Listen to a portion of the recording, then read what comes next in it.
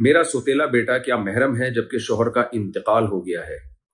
جی، سوتیلا باپ، سوتیلا بیٹا، سوتیلی بیٹی محرم ہوتے ہیں، لیکن چونکہ ان کے بارے میں بالکل 100% وہ جذبات نہیں ہوتے جو سگی بیٹی یا سگے باپ کے بارے میں ہوتے ہیں، اور آج کل دور بھی فتنوں کا ہے۔ اصل جو دوسری بات ہے یہ زیادہ امپورٹنٹ ہے۔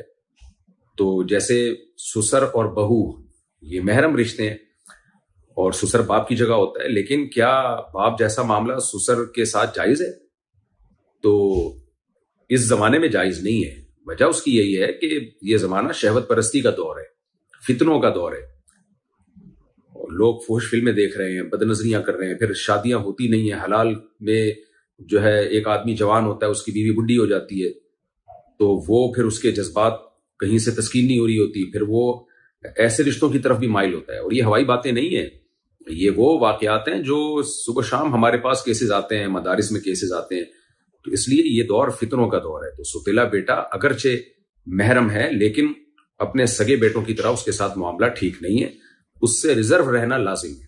ہاں، اگر سوتیلی ماں ایجڈ ہو چکی ہے، بوڑھی ہو چکی ہے، تو ایک الگ بات ہے، لیکن کسی بھی طرح سے ہاتھ کا مذاق یعنی مسافہ کرنا سوتیلے بیٹے کے ساتھ، یا سوتیلے بیٹے کا اپنی سوتیلی ماں کے ساتھ مسافہ کرنا، یہ عمل ٹھیک نہیں ہے۔ جیسے ساس اور داماد اور سسر اور بہو کی بات ہے کہ سسر کے لیے بہو کو ہاتھ لگانا جائز نہیں ہے، قطعاً جائز نہیں ہے، اور صرف سر پہ ہاتھ رکھ سکتا ہے۔ ایسے ہی سوتیلا بیٹا ہے، زیادہ زیادہ بس سر پہ ہاتھ رکھ دیا، اور باقی سوتیلے بیٹے کے سامنے اگر سوتیلی ماں جوان ہو تو اس کو چاہیے کہ وہ اپنے پورا پراپر پردہ، صرف چہرہ کھلا ہوا ہو، باقی پوری باڈی کو سمیٹ کے اس کے سامنے بیٹھے، بے تکلف اس سے، ایسے نہ ہو جیسے سگی ماں سگے بیٹے کے ساتھ بے تکلف ہوتی ہے۔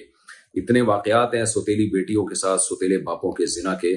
اس لیے شریعت میں بھی حکم یہی ہے کہ اگر میاں بیوی میں سیپریشن ہو جائے اور بیوی شوہر کے رشتہ داروں کے علاوہ کہیں اور اگر شادی کر رہی ہے، تو وہ بچی کو کسی قیمت پہ اپنے ساتھ نہیں لے جا سکتی، کیونکہ سوتیلے باپ سے لڑکی کو بہت خطرات ہوتے ہیں اور اس کی عزت محفوظ نہیں ہوتی۔ میں کسی پہ شبہ ظاہر نہیں کر رہا کہ سارے مرد ایک جیسے نہیں ہوتے، بہت سے اچھے بھی ہوتے ہیں، اور بہت سو کے جذبات ہی نہیں ہوتے سوتیلی بیٹی کی طرف، وہ واقعی سگی بیٹی کی طرح اس کے ساتھ ڈیل کر رہے ہوتے ہیں۔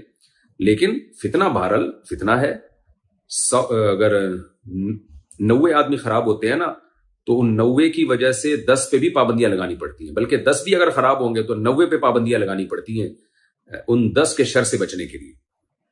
خلاصہ یہی نکلا کہ سوتیلی بیٹی ہو یا سوتیلا بیٹا ہو، یہ دونوں محرم میں داخل ہیں، چاہے شوہر زندہ ہو یا نہ ہو، لیکن ان کے ساتھ اس طرح سے بے تکلفی ٹھیک نہیں ہے جیسے سگے بیٹوں کے ساتھ ہوتی ہے۔